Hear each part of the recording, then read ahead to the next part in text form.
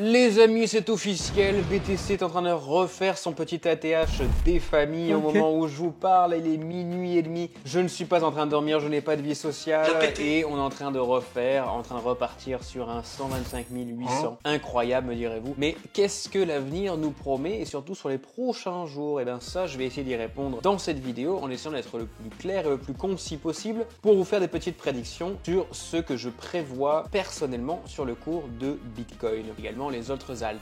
Bonjour et bienvenue, vous êtes sur la chaîne Crypto Prédiction, la chaîne essentiellement dédiée à la lecture graphique et pas aux news toutes pétées. Je m'en tape complètement et je ne les utilise absolument pas pour trader. D'ailleurs, ça ne sert absolument à rien si vous savez trader normalement. Mais passons tout de suite sur le vif du sujet.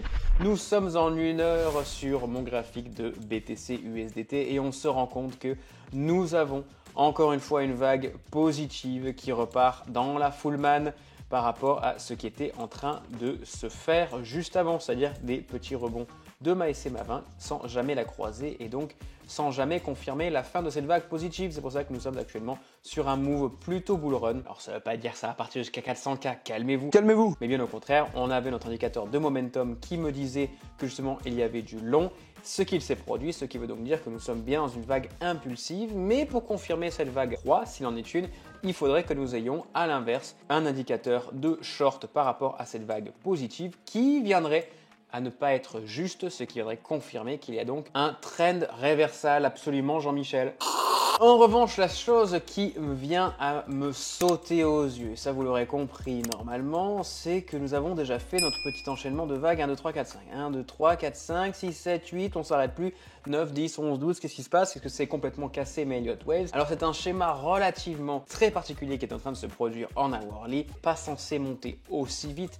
D'ailleurs, si je reprends un petit peu en arrière, on a eu un VFI à 47,4, c'est-à-dire qu'on a atteint des sommets quasiment historiques sur Bitcoin. On est vraiment très proche de l'entrée des shorts qui va arriver très prochainement et je suis convaincu quasiment que l'on devrait remonter à un certain seuil pour ensuite re-shorter hardcore sa mère la race pour venir récupérer absolument tous ces paliers qui n'avaient pas été pris. Parce que même si on est dans un bull run, quel qu'il soit, le plus magnifique, le plus parfait, eh bien, on a forcément des vagues négatives qui devraient récupérer les paliers en creux lors d'une montée en vague 3. Parce que ceci est une vague 3. Passez tout de suite sur l'intervalle de temps un poil plus long pour vous faire coïncider un peu tout ce que je m'apprête à vous expliquer. Je passe en 5 heures, on se rend compte que ce n'est absolument qu'une seule vague et que malheureusement il existe des creux par rapport à cette vague qui devront être récupérés plus tard. Ça ne veut pas dire pour autant qu'on va chuter aux alentours de 90K dans les prochains jours qui arrivent. Absolument pas. On va venir récupérer ces creux. Et c'est ce qu'on fait depuis la nuit des temps. Pas seulement sur Bitcoin, ni sur Ethereum, etc.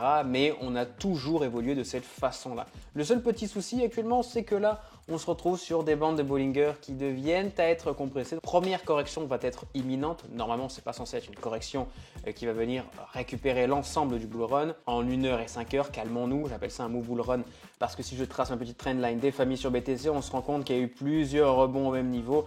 Et si on venait le faire coïncider avec ma SMA 20, c'est tout à fait normal parce que nous avons eu des rebonds sur celle-ci sans jamais venir corriger et qu'il nous laisse désormais beaucoup de paliers en 0,382, 0,5 voire 0,118. Ça sur des intervalles de temps un peu plus longs et on est forcément obligé de les récupérer. Forcément, je le répète, forcément. Là actuellement, est-ce qu'on aurait la possibilité de faire un double top? Pas forcément, je ne suis pas super convaincu de ce genre d'hypothèse. En revanche, il y a une chose est sûre, c'est que ces amas de bougies, là juste ici, elles étaient bien trop prononcées et elles nous fait rentrer un petit short des familles distingué par mon indicateur de MACD. Donc pour l'instant, toujours pas de position à prendre, bon, il est un petit peu trop tard de toute façon, mais en revanche à surveiller si effectivement on ne vient pas à chuter dans les prochaines, j'aurais tendance à dire dans les prochains 2 jours qui arrivent, puisqu'on est en 5 heures, donc avoir au moins un enchaînement de 4 à 8 bougies on va dire, pour passer en dessous de la SMA 20 justement, pour ensuite confirmer la fin de cette vague positive et la petite correction qui devrait arriver avant de peut-être repartir un poil plus haut. Normalement censé faire ça et ceci. Si mon indicateur de momentum s'était trompé par rapport à cette chute, et bien justement on est encore une fois sur une vague 3. Mon VFI, bien qu'il soit aux alentours de 18, c'est tout à fait raisonnable on va dire, c'est tout à fait normal. En revanche, en 3 heures, En 3 heures, c'est exactement la même chose. On se rend compte qu'on est toujours en train de faire des moves de bull run avec des rebonds sur ma SMA20 sans jamais venir corriger. C'est exactement ce que l'on cherche. Et si maintenant on passe sur du 10 heures, eh ben c'est un petit peu là où ça me dérange, c'est qu'en 10 heures, on est complètement overbought, ça rase la p***. Mais en plus là, il n'y a aucune divergence sur mon MACD et aucune divergence de momentum. Et j'aurais même tendance à dire qu'on est simplement venu rechercher eh bien, un petit peu ces paliers 1.5 et 1.7 de ma vague négative précédente. Donc le dump devrait être malheureusement imminent, moins sur des intervalles de temps très longs. Ça ne veut pas dire qu'on va dumper tout de suite, mais qu'on devrait venir corriger encore une fois en vague légèrement négative dans les prochains jours qui arrivent. En daily, si on dézoome un petit peu, eh bien ça ressemble tout à fait à des vagues normales.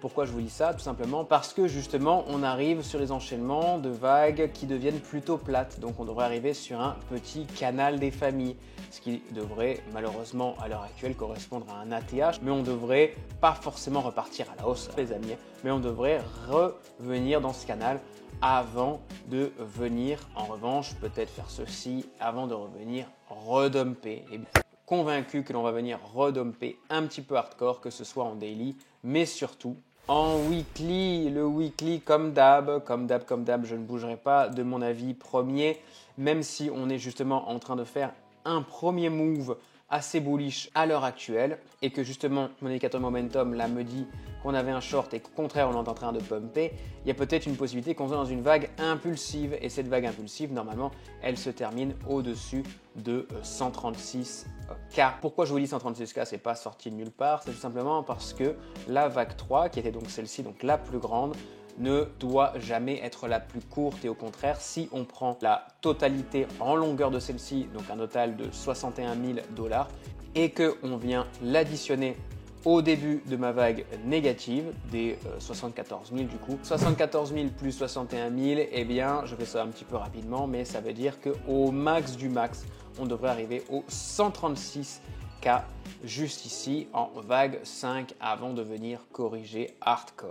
Pour faire un grand récap de tout ce que je viens de vous dire, peu de chances que je vous donne des positions dans les prochains jours à venir, sauf si on vient à dumper drastiquement d'un coup sur un intervalle de temps bien particulier. Et à ce moment-là, il y aurait peut-être une possibilité de venir reprendre des longs et non des shorts. On ne prend jamais le train en route et surtout, on est patient quand on fait du trading.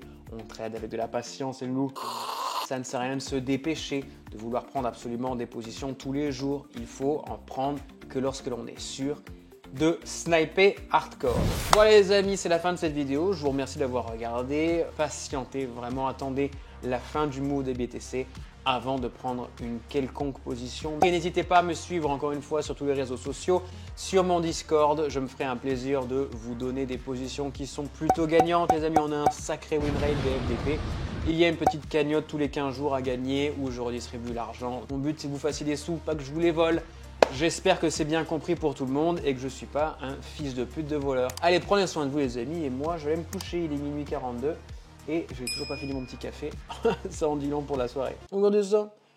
Ouh, c'est la maison de mon petit hérisson. Allez, bisous.